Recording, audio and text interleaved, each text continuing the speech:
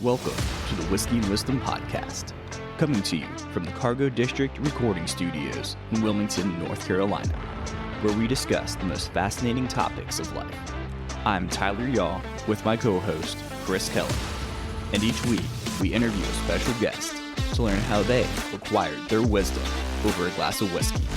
So, sit back, pour yourself a glass, and enjoy Whiskey and Wisdom. Welcome back to the Whiskey Wisdom Podcast, everybody. This is your co-host, Tyler Yaw, and my constant goofball, Chris Kellum. And our special guest today is... Aysia Lee. Thank you. And what do you do? Oh, win. That is the best answer that we've gotten so far. What do you claim that you do? That's what I was just talking to Chris before, and this is a long-winded answer, but yeah, it's like you should be so much more than your work, too, and I know that you're... I agree, yeah. I think a lot of your listeners are, like, business owners, and it's so good to, like, listen to podcasts for the self-development part of it, but just remembering, like, whatever you're doing is for your family or for your hobbies or for whatever you want to do. So I'm a wife. I live in Phoenix, but I was born and raised in Wilmington. I have 3 cats. I don't think we're called into parenthood right now. I have a child, which my parents are wanting to talk about since I'm back home right now. I'm sure. I know how that goes. Yeah. But we are looking to move here. Phoenix, if anyone's been, is dirt. It's really hot. It was like 120 this summer. And oh, wow. I thought that Wilmington was hot, but y'all like come spend a weekend where it's like literally 120, no humidity. You like can't touch your steering wheel because it burns your hand. Wow. Yeah.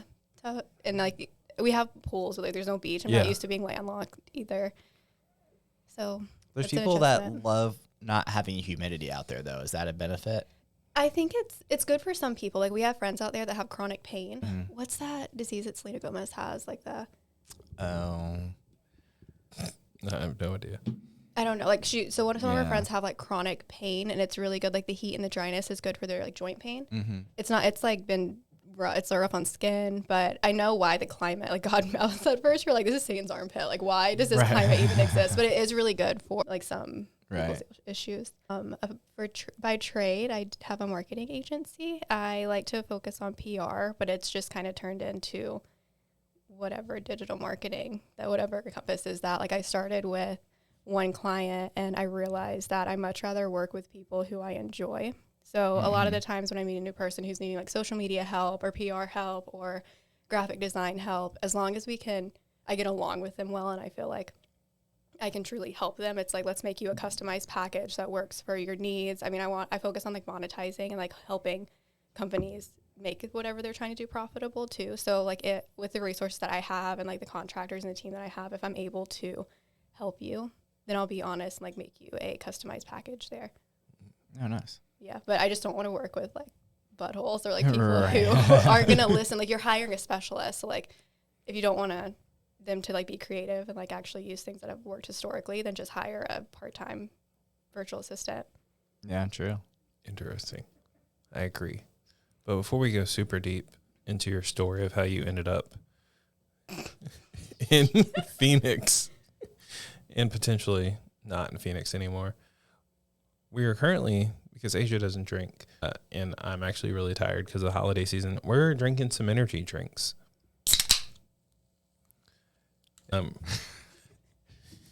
Bringing a little bit of ASMR just because we can.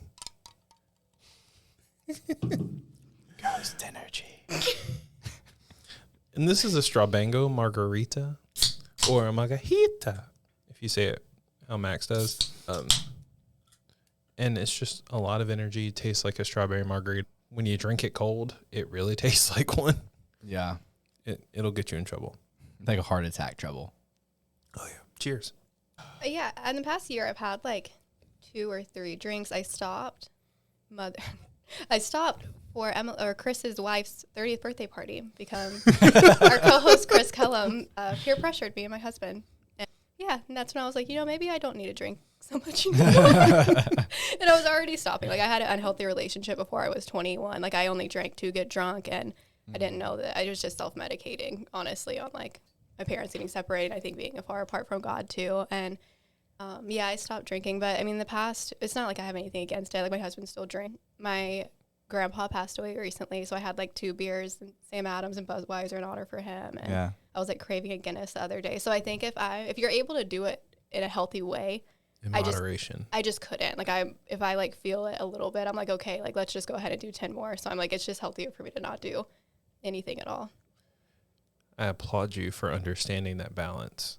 Yeah. There's so many people in the world who are like, I have to do it. I have to. And you're like, knowing your balances and what's good for you is perfect. I think it's culture. Like think of like the ads that are out there, and it's a business too, but you like have to have a drink in your hand to be having fun, and it's not the case. No.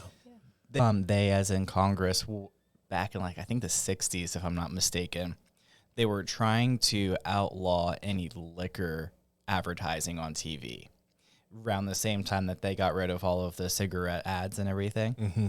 And while they had successfully gotten rid of all the cigarette ads, they started going after the liquor companies, and the liquor companies were like, hold up. Like, let's not ban us from this. What if we have like a gentleman's agreement that we won't just plaster ads everywhere and we just go our separate ways there, but we can do advertising in other ways? And then Congress was like, okay, like gentleman's agreement, as long as you don't put it on TV, we'll call it a day. But of course now it's on TV. But back then, when your handshake meant something, and it was those guys that made the handshake deals, so that was really interesting too, that they were going after liquor companies at that point. It's very intriguing. Like, I understand liquor companies, and I liked my drink every once in a while, but I also enjoy a bar that can hold its own in the non-alcoholic or like low ABV catalog. Because that was one of the things, like, we were drinking, like, yes, I do drink on a regular basis, but not as much as I used to. No. Like, when we first got started the podcast, I was like, ooh, alcohol. And I've kind of tapered off a little bit, but it's nice hanging out, because I sit at the bar all the time just chatting with the bartenders and being like, hey, can you make me something that has like low alcohol, or what do you have that has none? Because I've already had, 1 or 2 tonight, and I got to drive home. And Strip teaser too. They don't have the ingredients for it, and it's really hurting my soul. That is quite literally my favorite drink, the striptease too. It's a non-alcoholic cocktail. Yeah. It's very talking crisp. about it before. But yeah, that's I need to find another good one. Because like when you're sitting there and like you're just hanging out chilling, I feel like if you're at a bar or like with friends and you don't have something in your hand, people are like, oh, you're trying to rush, you're trying to get done, you're trying to get out. I'm like, no, I'm really just enjoying time. And that's why I'm like, here, let me just have something. I'll just put like a dash of water with some saline in it, a little bit of lime juice here. The good bartenders will know how to make a good mocktail, but sometimes I'll go, like, I like to go to those like arcade bars or something, and I still want to have like something fun to drink, and you can't drink Red Bull I don't want to drink Red Bull at 2 p.m. Say, yeah. Maybe when I was like 19, but if you ask, a good one normally can make a good mocktail, or they should be able to. One time I was somewhere and I was like, I just want some kind of mocktail, like fruity and sparkly. And they just gave me like a huge plastic cup of just straight pineapple juice. And I'm like, this isn't like what I'm talking about, but thank you. I didn't say something other than alcohol. It was like I wanted the same taste.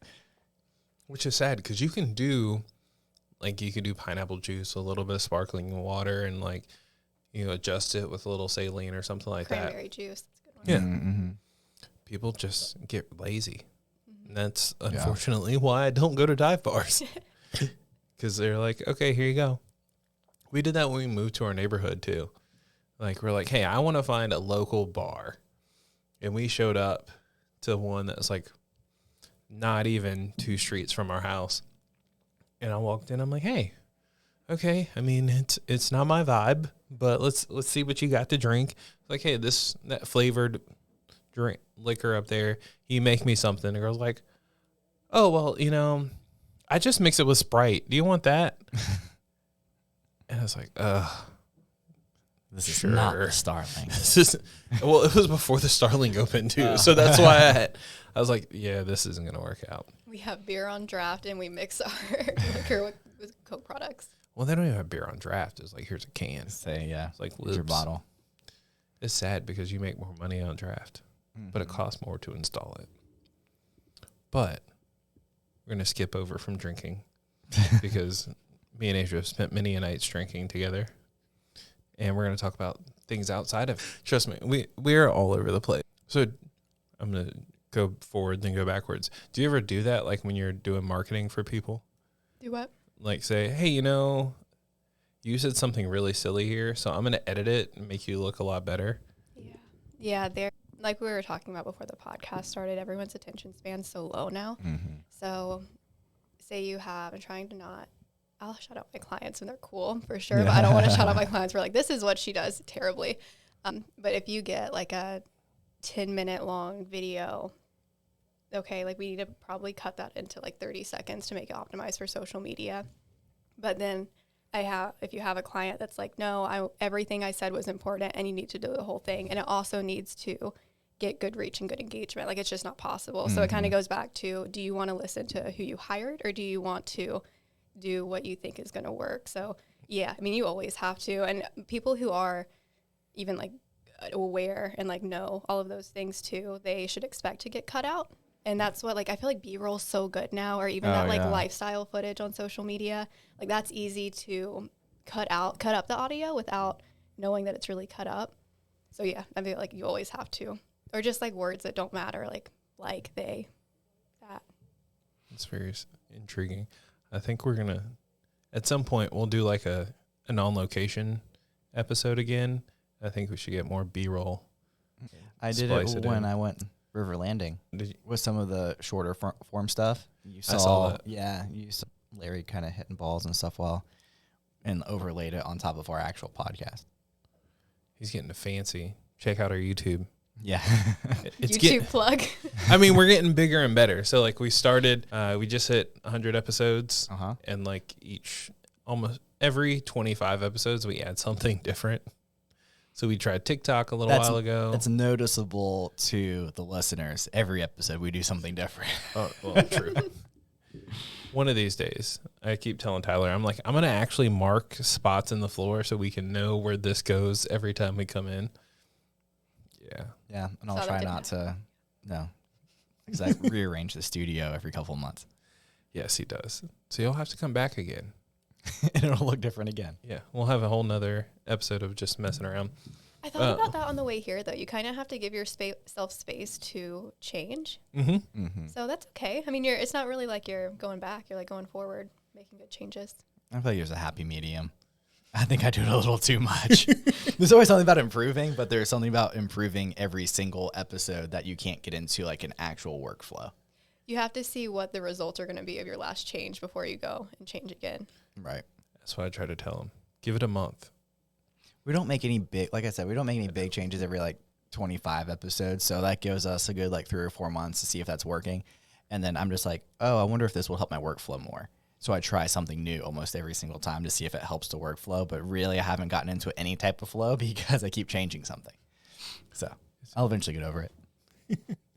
It's like what you were just asking about the clients too. Normally, like I rather do batches within like 2-week batches or 1 to 3 weeks. But if somebody's wanting like, hey, I need you to deliver 3 months of social media content, that's not going to work because then we don't have room to, try something new. Yeah, because you've already batched it all, and you're like, well, if none of this worked for the first 2 months, probably not going to work for the third. Yeah, and when we finally, like the 4th month comes, we finally make the changes and something new is happening with social media. There's a new trend or So yeah, I don't know how you could batch 3 months out with all of the changes and trends in social media. If you have the raw footage, it's a lot easier. Yeah, But I wouldn't want to try to edit that many videos at one time. It just wouldn't make sense. I met you years and years ago. I'm 17. Really? Because I came into Buckle wanting a job, and they were like, no, you have to be 18. You have to be 18. Old school. That's God, that makes me feel so old. Sheesh. But what made you want to work there? So my first job was at Smithfield's Barbecue when I was 16, and then I worked at Plato's Closet. A friend of mine, like sister, managed it at the time. So I wanted a job, and I was like, I have retail experience. This Buckle job is cool. and not Plato's Closet. Yeah. Yeah. So you went to high school, you had some retail experience, and you're like, hey, I want to change this up a little bit. mm-hmm. I like that. Yeah. So I went in when I was 18. I was going to school to be a teacher, and I just needed just some kind of job. So yeah, I just walked in, see if I could get a job. I didn't know anything about Buckle. Don't worry, I didn't either. Mm-hmm. That's one of the things that I loved about that shop is that I didn't know what I was getting into when I got there, but I loved like the things that I learned there. And meeting you, I think you're like one of 2 people that I still talk to that worked there with me, which is nice. That means I made a good friendship with you. Yeah, you and two of the people I still talk to in Wilmington out of like the 3 or 4 I met at Buckle. See, it was a good place to start. Mm-hmm. And then it took you. So it made me think, what was your driving factor? Like, I always felt like you had, like, I mean, a lot of kids, I say kids loosely, but I mean, a lot of people who are like, hey, I'm settling in at this position in life and like, I don't have any goals to go bigger or better. So what kind of drove you? Because I mean, the whole time we were there, I felt like you were always learning and trying to get better and grow yourself. What drove you to that? Yeah, I've just always wanted, I only compare myself to who I was before, and I don't want to do anything unless I'm going to be good at it. Mm-hmm. So I think it's like, okay, if I'm going to apply if I'm spending time here, then I'm not going to spend it wasted. So I want, whether it's numbers, whether it's hiring, whether it's merchandising, like whatever it is, like I want to be able to be the best I can at it. Very nice. Yeah. So how did you get started at Buckle, Chris? Me? So I was slinging wallflowers for a few years, and then wanted employment, came back. Wait, like What does literally? that mean? I worked at Bath and Body Works. Gotcha. Okay. I was just trying to like keep the name of the business out, so just being lazy like that. I feel like candles. it's been on the podcast before. Yeah. No, so I worked at Bath for almost 5 years, counting the time I was on deployment and basic training. And we had new management, and we didn't get along that well. So one day, people from Buckle came over and like, hey, we need wallflowers because our store smells. And they're like, you're doing a really good job. I like your vibe. You should come work here. I was like, yeah, I'm good, and passed it up. And then the store manager came over and said the same thing. And I was like, well, this job isn't working out. So, yeah, I'll come apply. And then I was at Buckle for 3 years. Seems so much longer than that. That was the longest 3 years of my life. Because you were there. Did we really only work together for a year?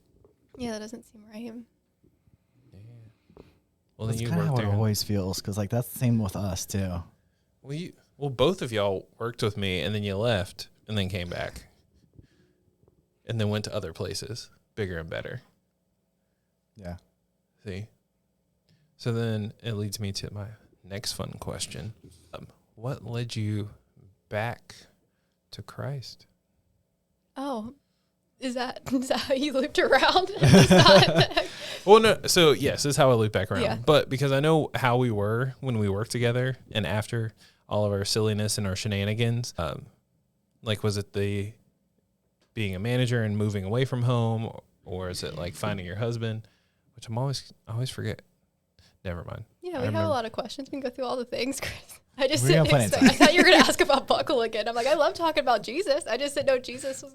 Didn't know you were going to loop back to Jesus. I didn't That's know okay. if you met Jesus while you were at Buckle or after or Well, in between. Yeah, I was raised in a Southern Baptist church, so it's like the laws, or like what their interpretation is. So it's like I knew the stories, I knew of him, but I think it's different than knowing of the Lord versus knowing him and actually like living out the word, actually living, like having a relationship with him. So I knew about him, but all the people that I knew, I didn't want to be like I'm around these people who are gossiping all the time or just really hateful towards people. And it's like, I think that is a lot of the Southern Baptist, or like even like the Southern Christian. It's separating Christ from Christians. Okay. So yeah, I left the church. My parents got divorced, and it's because like even when my parents got married, my mom's white and she went to the church, and my dad is Vietnamese. So it was a big deal when they got married, and like my great grandpa went there, and I remember like my family was supportive, but there were other people in the church that weren't.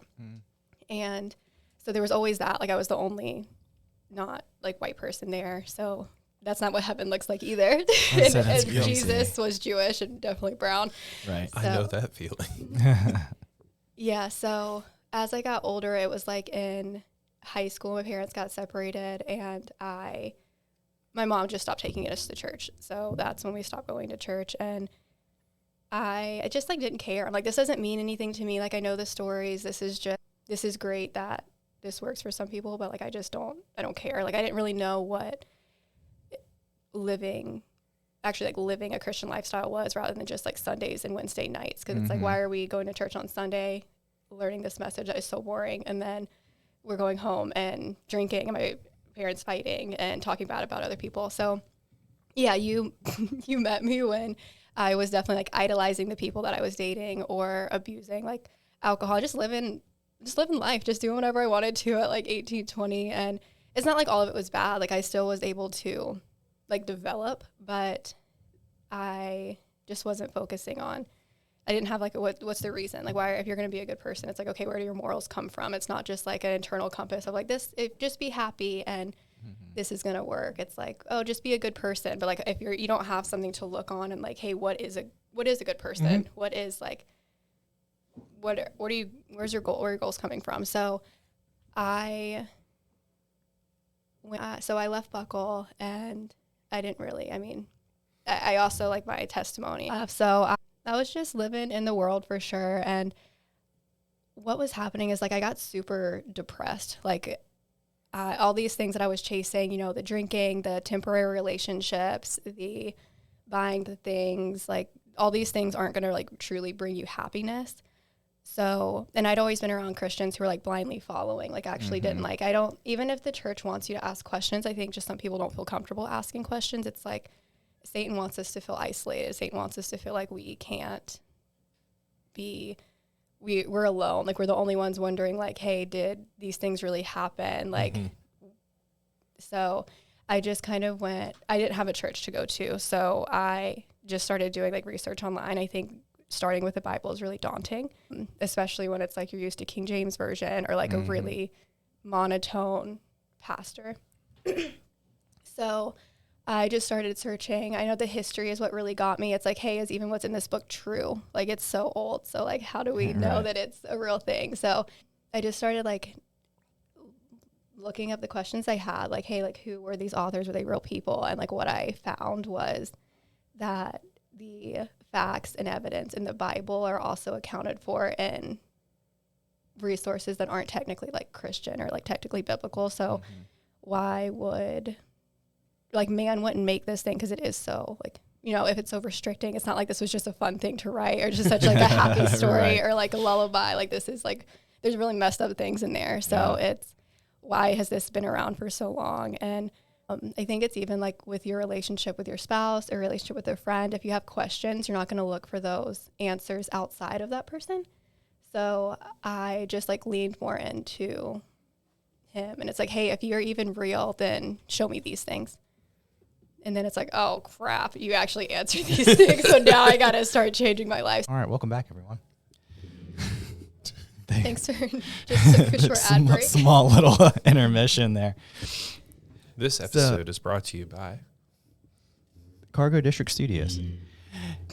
Anyway, so to kind of go off what you were saying previously, have you heard of George Janko podcast? Mm-mm.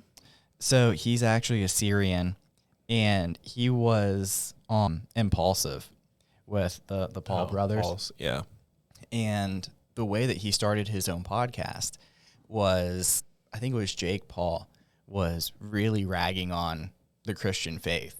And for George, like that's his whole identity. Like, that is who he is.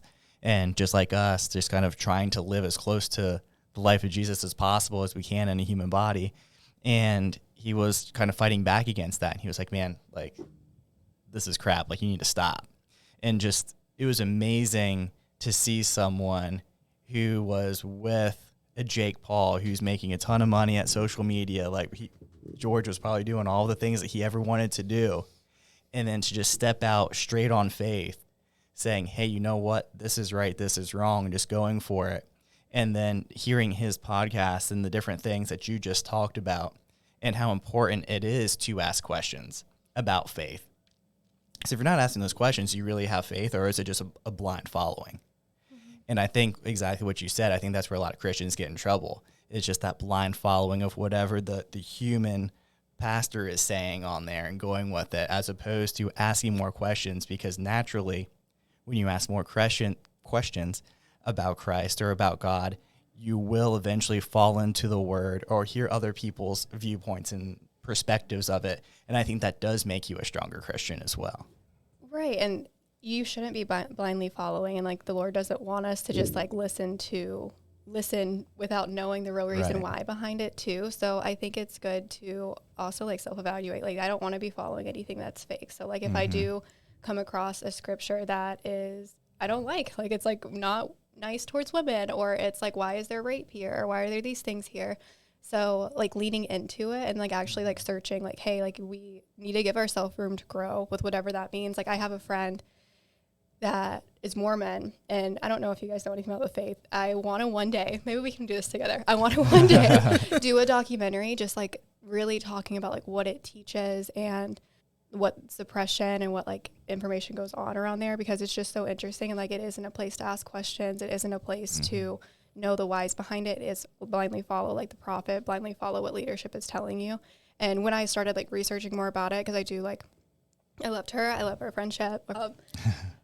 But like, okay, if this is really true, what they're doing, I talked to my husband about it. Like we need to follow it. Like I want to be so open-minded that it's like, hey, if we come across something that God isn't real, or Jesus isn't who he said he was, or Joseph B. Smith is true, then we should want to know the truth. Like hell does not sound like a fun place to be. Right. So and that's a lot longer than our life in our flesh, like you were saying. But every time I've done that, like I feel like the Lord just shows me more and more that he is who he says he is. Mm-hmm. But I want to be a safe place for those people that aren't in church, don't have Christian friends, didn't know like the word, like whether it's like abortion, same-sex attraction, is creation really real, like having those hard conversations that they probably don't have someone to ask. So like the questions that I had no one, I had to go on YouTube and like just like discern what was true and not from the little bit of like knowledge and wisdom that I had. I think it's crazy too, because I always think about everyone saying, hey, there's always these passages in the Bible of like being sheep, and like he's the great shepherd. He would leave and go bring that sheep back. And I always think like sheep are cool. There are some people in the world who are meant to be sheep and they're supposed to be herded and just follow the leader. But I'd much rather be a goat. And people, I know that look on your face. Keep going. But I'd rather be a goat. Why? Because one, they're hard-headed. So I'd rather be hard-headed and ask those questions and learn more about like the situation. And they're always like moving through life on like such thin edges. So like they're pushing things to the edge and asking those questions and learning. But if you always see them, they're always going up higher and higher than ever people who are just satisfied with staying on flat ground. They're like, hey, I want to go up here. I want to learn this. I want to see what this view is from this top spot. And I feel like they still follow each other. They still see like, oh, hey, that guy got up here, had to have been a way for him to get there, which means if he got there, that means I have a way to get there too. And to me, that's like what I would strive to be if I want to be an animal. Like I'd rather be a goat. I think you touch on something important too to kind of tie it all together, right? Is one thing that I think people do incorrectly with the Bible these days is taking it in the context of the here and now and not taking it into the context of the then. So when the authors of the Bible were alive, it's a very different world than what it is right now. And so although I do believe the Bible is a living, breathing book that will tell you how to live your life, I think it does make difference to understand what were the context of which these authors were living. So to your point with the sheep, right? So right now, if you call someone a sheep, people take offense to that. They're like, I'm not following shit. And they're like, whatever the case may be, it was like, no, I make up my own mind. But I think like when you think about it, like they even call like the great lamb and everything too. I think it's just the docile nature of it versus when you're thinking about like the dictators and the kings of the time that had such an iron fist. That was not a sheepish type of thing to do, but to kind of go out and allow to be led in the right direction, having faith in the shepherd is like part of that kind of that story there. So I think just having a context of what was going on then versus what's happening now. And I could say with a bunch of other things that have theories about in the Bible too, with what was going on then versus now, and how are you taking this word into context in today's terms and the way that it's been translated over the times and stuff too. Yeah, and there's other historical documents that we still reference and use, but we're not using those documents to get to know God more. So it's like, look at those. That's fine. Like, you should be able to look at those and like compare it to what the Bible is saying. And it's not, we're reading, like, you should be reading that for transformation and like for like to know who God is better. It's not like Father, Son, Holy Ghost, and Bible. It's like, hey, we have the Lord, and then we also have like this, you know, this text message that he sent us. It's like, hey, we're spending so much time on our phones, and the Lord like sent us this text message, and we're leaving him unread right now. That's a good point. I like that. I like that. But yeah, our flesh like wants to be a part of something too. Like whether it's like a friend group, whether I think that's why these cults do so well, because it's like they get people in community with each other, and that puts a really bad taste for like religion and faith in most people's mouth. But our flesh and we're, you know, bound to these flesh for 120 years, but we want to be a part of something. And most people, they like are like, oh, I'm not a sheep. You know, our flesh doesn't want to be a sheep. But it's like at the end of the day, it's like, why do you think that? It's culture. It's like what these like politicians who are using the Bible to hurt people, but actually aren't, you know, like transformed or like living with the Lord. They're just using this to suppress other people, and it's not why he came. Yeah, it's just like any other tool as well. Like a knife you can use to cut your food, to hunt, to whittle a stick into whatever you need it to be, to make a chair, whatever. But you can also use a knife to kill someone. Like, how are you using that tool that was sent and given to you?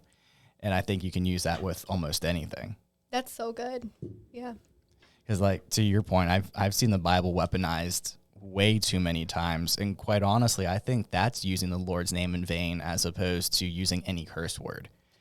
It's that those Christians, you know, people who are like, what is it? Like the CEO Christians, the Christmas, Easter only Christians. That's more damaging than just like Satanists or atheists, because it's pushing people away. So yeah, I think you're so right. Like, that's why people think that this hate and this like suppression is Jesus, and that's just not the case. But I understand, like, of course you don't want to be a part of something like that. So I think a lot of people are comfortable, like you're using like the goat analogy. It's like a lot of people are used to staying on the level they're at. They're like, oh, I just don't care about this. Like, I need to go focus on work, focus on my hobbies, focus on whatever. And like, I don't care to like go any higher. But then those doubts and that like, self-confidence issue and like that, those like the porn issue, like all of these things are still controlling your life. So if you don't have anything that's actually helping you conquer those things, it's like you can't do those things on your own. And like you can try. You get definitely like there's definitely ways, like, you know, through therapy, through like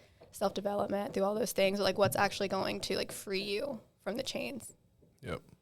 Yeah, I think that's a lot of what a lot of people are going through now. It's just searching for that meaning and searching everywhere other than what's truly fulfilling you. I mean, that's even in the Bible too. Like, there's always going to be a God-filled hole in your heart. And if you try to fill it with something, it's just not going to fill it the whole way. And like, I've even gone through things too. Like, I've never really said I'd have strayed away from my Christian faith, but there's definitely times I was further away than now. And at those points where it felt like I was lacking, it was because I was chasing after something else. I like that. Very truthful. It's true for me anyway. Yeah. I think, so I was telling Aysia, my brain is all over the place. But the reason why I jumped into this question is because it made me think why, from my point of view, why you were such a great leader. Is because your energy attracts people who are good at their job and are searching for something. And I feel like you are a good light post for people to follow. Because I know in the faith, like you want to be something that people can be attracted to, and you lead a good example, whether it be in work or in Christ or, you know, just in life in general. Yeah, I mean, I definitely still get convicted on like where are other people living right now that at one point where I wasn't making my decisions based off of what Jesus is telling me. So yeah, it's like you always change, and I'm like just grateful that hopefully I'm able to like right the wrongs that I did do, whether it's through whatever it is, whatever, like, I don't even want to say it's like sin, because that's another like weaponized word that's not right, but just like a not fulfilling lifestyle. So, not to go back to the same podcast that I was just talking to you about. Let's talk about Jesus, Tyler. But that George Janko podcast that I was telling you about, one of his most recent ones, to at least when we're recording this. So this name is very triggering to some people, but Andrew Tate.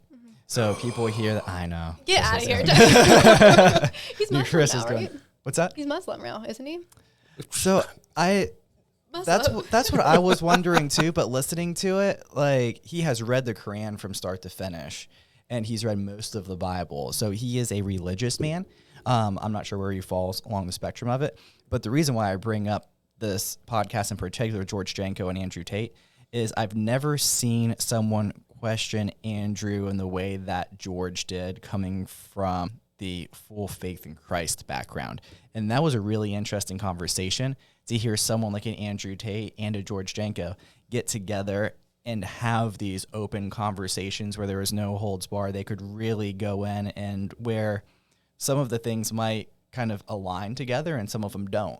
So the one thing that George brought up about Andrew Tate, and I know everyone would agree with, he's extremely prideful. And in the Bible, pride is one of like a major sin. Like, you don't want to be looking at yourself above everything, especially when there's God above you. So like having that conversation all together too. So it was interesting, kind of back to like asking the questions and seeing a live kind of question and answer debate between both of them, and how someone who may be closer to Muslim and someone who is a Christ follower kind of come together.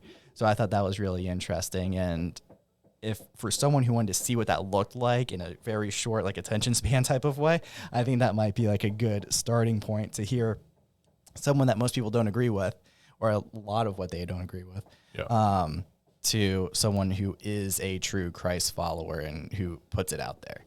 So the only reason I bring it up. Well, yeah, and I mean, Satan knows the Bible ins and outs better than most Christians do. Oh, so yeah. like that's why you always do have to be putting the armor of God on, and like actually like studying it, and like just putting your like flesh to rest every day, because he's always coming to attack, and then also like making a sheep in lion's clothing. A lion in sheep's clothing. Yes, but like even like witches will like go to churches just to infiltrate and like, you know, like spread almost the truth, but then just like deceive, and like just like having so much truth, and like how can we twist it to make it, you know, use what Jesus did, but then also like get you to come a different way too. And there's so many people in the Bible that did question, and like the Lord wouldn't have put that in there if he wanted us to just blindly follow either. So yeah, that's my thoughts on it. I was very intriguing, because I read a bunch of like fantasy books and stuff that's not realistic.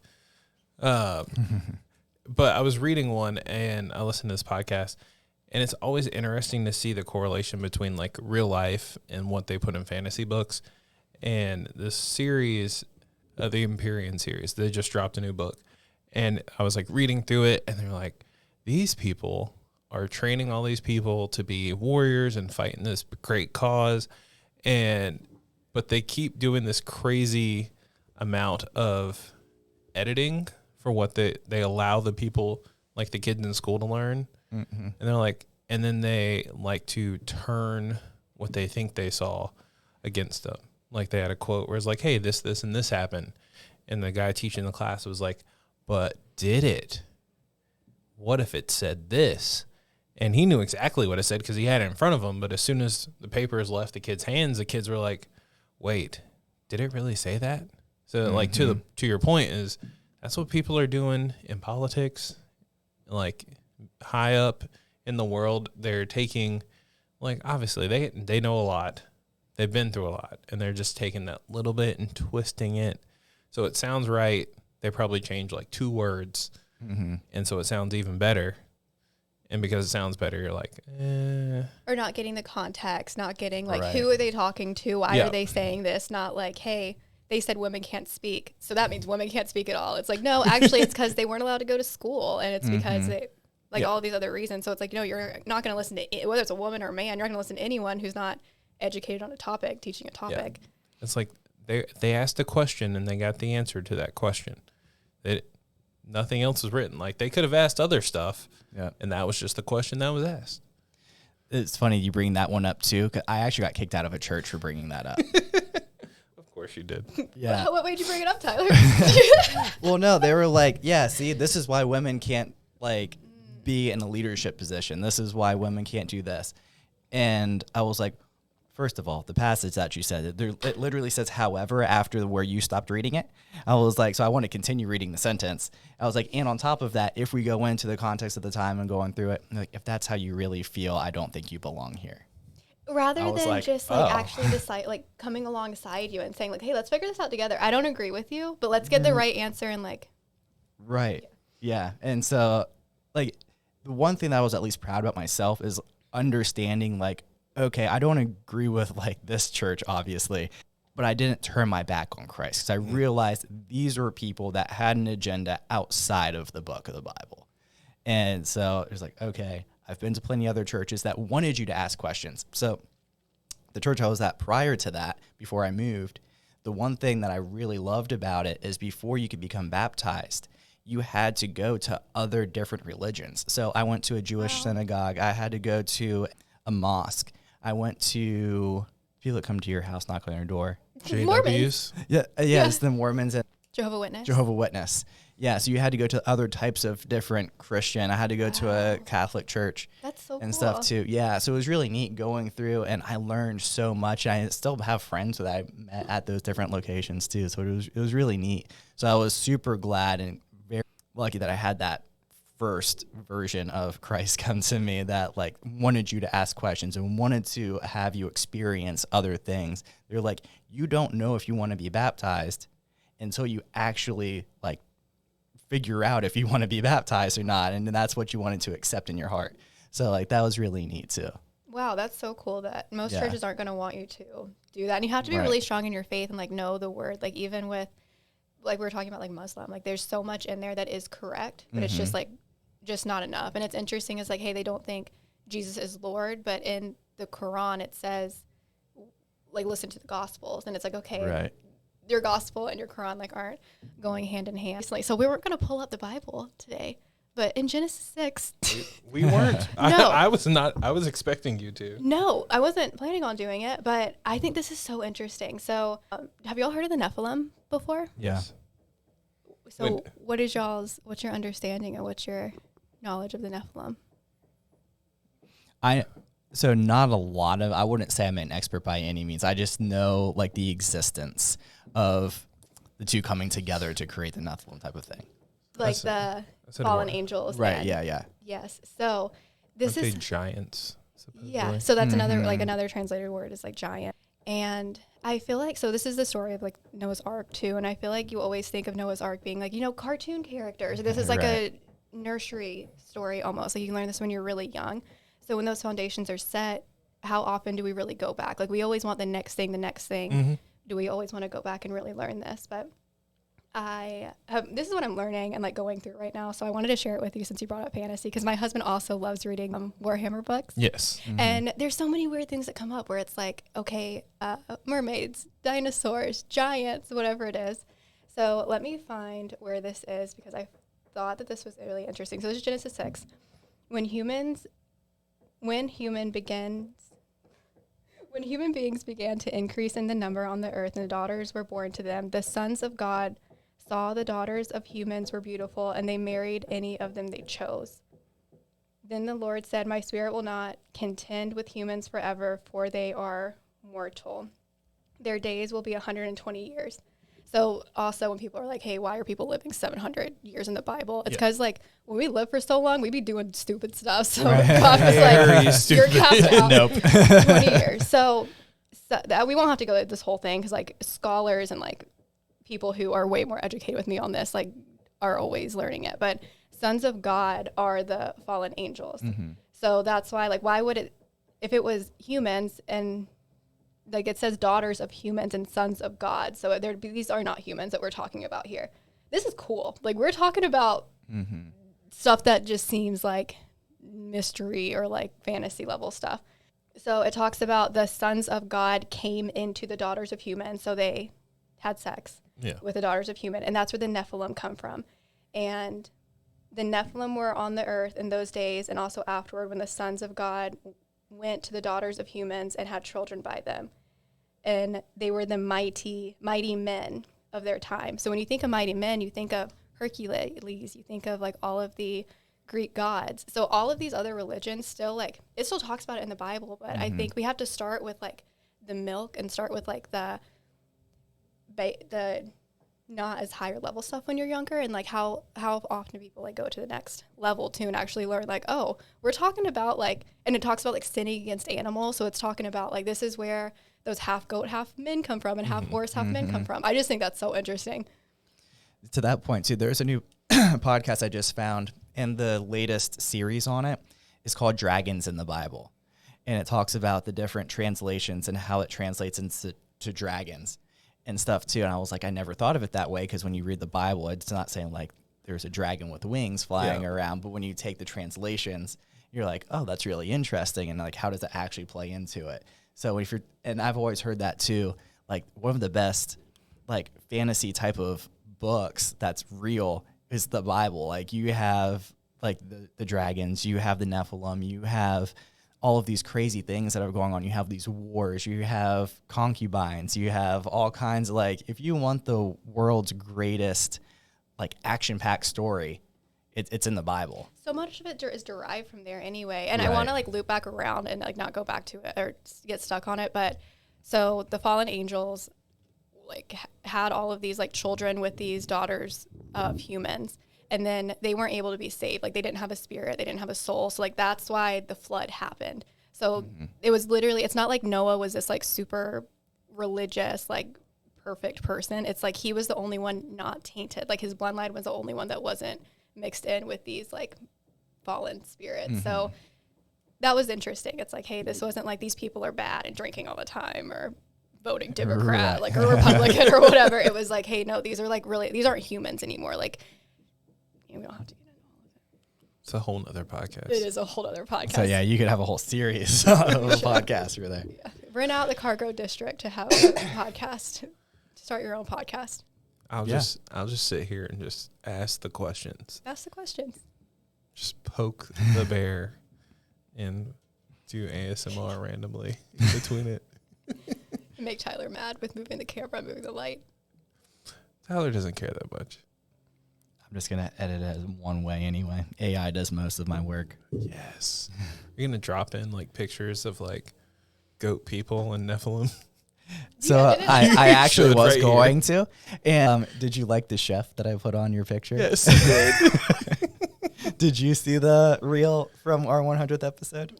Oh, yeah. You have to search it. Classic chef with an apron and no pants. Good. Yeah. And no shirt. He was almost naked. Nice. Yeah. Oh, it reminds me. There's a movie, Marshall, from How I Met Your Mother. It was like a 7-year engagement or something like that. Either 5 or 7 year. And I remember him doing that. He just like went cooking up in the kitchen, and he literally turns around and he's like, just got an apron on. You're like, broski, you need to find something to do in life. Such a weird movie. I watch a lot of those. But what does success look like for you? Oh, I think just having like true like peace and joy and like love. I don't think it's money. I think that money is going to make you just more of who you are. So if you're already like a selfish, prideful, not great person, it's going to be more of that, or vice versa. If you're like a good person, it's like more room to give and actually use that money towards things that matter. So yeah, I think it's just having a life that you're proud of, and as we're like, no proud, don't be prideful, but like there's difference. There's a difference. Yeah, having a life that you are excited about too. It's not just about like, this position and this spouse and this amount of kids. Like that stuff isn't really, why are you doing it? Interesting. So yeah, I remember when I was being a delinquent, when I was being a freaking baddie, do we want the whole story or do we want the end cap?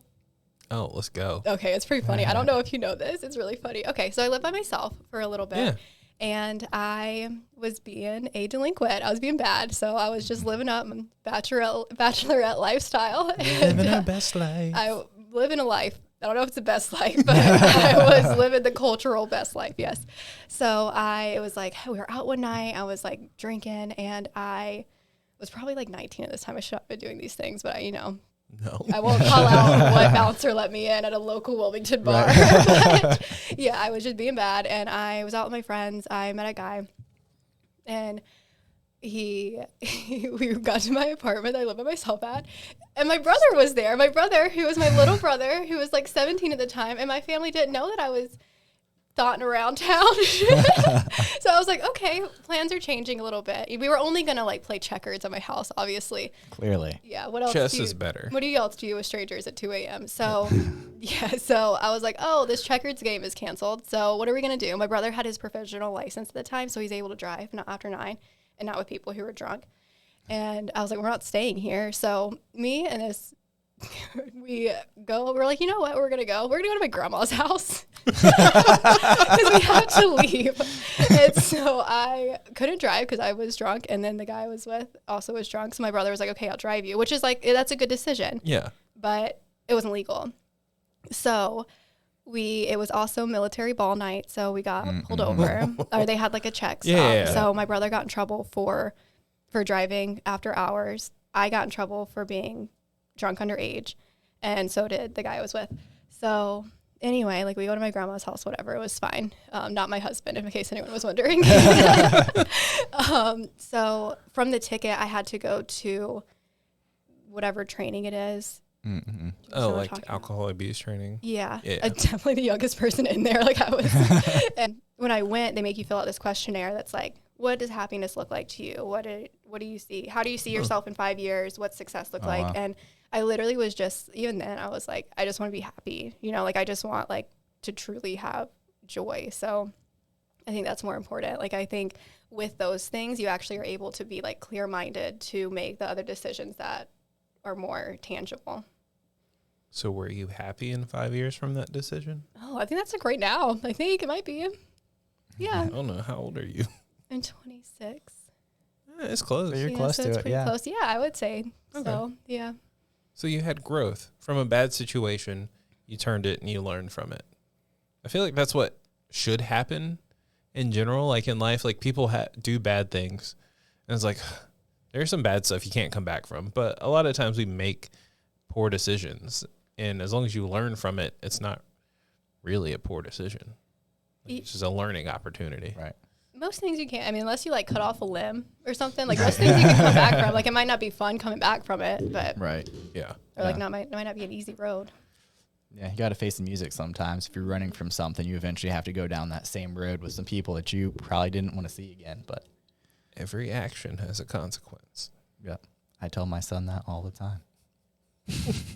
When he throws something and he can't get it back, like this is a natural consequence for you throwing that behind the couch. Sorry. I'm too short to reach it too. So Right. Like I'm not punishing you. The mistake you just made is like this is just the Right. result of you being bad. Oh, this is why I don't need kids. I'm too straightforward. People are like, you're being mean. No. It's like when He's gentle just learning. when gentle parenting isn't working anymore. Right. You're like, you're not gentle childing right now. Like you're not to you. Children are a blessing. It truly is. Not for me. Not my calling. Because me and Aysia have seen some of the Marvel movies together. That was one of Emily's first dates. We went in one of the, like Endgame or something with Aysia and John. Yeah, Chris and I have been we're friends for like 5 years before, and we met our spouses the same month. That's really cool. It was. I think about that a lot. crazy. It's really cool. And we've only had 2 pictures together, so. Yeah, it's pretty terrible. You can put those on the screen, Tyler, of Yeah. my husband in a dress. Oh, yeah, I know which one you're talking about. It's a good one. Yeah, I will find it. I'll send it to you. Okay, so my final question is, if you could tell your younger self one thing, what would it be? I think it's just be patient. Like you don't have to rush into so many things.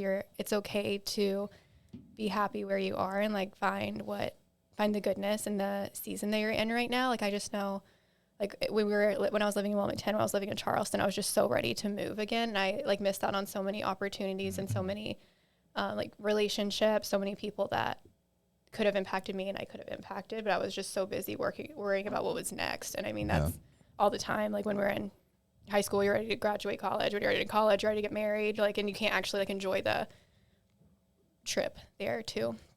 You can't enjoy the season you're in because you're always looking for the next season. Mm-hmm. Just like in TV shows. That's right.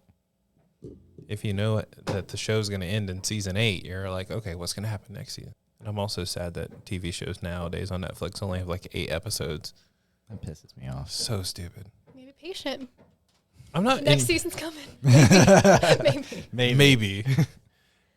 Well, I'm patient because I guess like American shows are trained us to be like 20 episode seasons, but in Europe everything has like 8 to 12 episodes, and you're like, huh. I love watching Catfish, and there's like 50 episodes on some of their seasons. Oh, jeez. Yeah, but they're 30-minute episodes and then do like back to back. But that's some people's whole series. Yeah. And it was during COVID, so they're able to like film a ton of them, but that's crazy. Yeah, I mean, check me on it, but I'm pretty sure it was one series we were watching recently, and I'm like, what needs 50 episodes in one season? That's crazy. I saw something the other day, and you like clicked it, and it's like, oh, hey, season 2, episode 60, and you're like, jeez, huh? And it's just because they literally only broke it up into 2 seasons, so it's not actually. It should have been like 5. But I just want to say thank you for hopping on. Sorry for all my like rants and sidetracks. But would you like people to check you out on social media or find you to make some money or check out your testimonies? Yeah, I'm as much as I'm always on like helping other accounts grow. I'm so bad at my own. I want to just take care of my clients first. So yeah, I think my Instagram is Aysia, AYSIATL, and then that'll link to like the clothing company, to the marketing agency, to the website too. So yeah, we didn't really talk about my work that much because, you know, we're not what we do. Yes. We're who we are. And I'm glad you bring that up too, because that's a lot of what we do on the podcast, because we talk about it as a bar conversation, right? So, and typically when you sit down at a bar, it's like, oh, hey, Tyler, like, oh, what do you do? And you just start there. So I'm glad that you bring it up this way. And I think that is something that we should kind of stray away from in our bar conversations, is not what do you do, but something a little bit deeper about someone. Yeah, well, it ends up being everyone's hobby. Like most people's work is everything, because so I mean, these companies want you to be working 80 hours a week and be on and available all the time. So you don't really have the room, the space to find out what you like and research things you care about. But I just want to say shout out to everybody who's been listening to us and supporting the podcast. You guys are great. Definitely check out, for those who like YouTube videos, we do have a new YouTube. Tyler's posting some nice content. Hopefully one day my computer will actually work, and so I can help edit and throw in some fun stuff out there. And that'll help if you support us, so that way we can eventually expand the studio, make sure we get multiple cameras, and get a little bit better lighting in here. So yeah, thank you so much. As per usual, like, comment, share, subscribe, leave a 5-star review if you haven't already. Cheers. Cheers. Goodbye. Peace.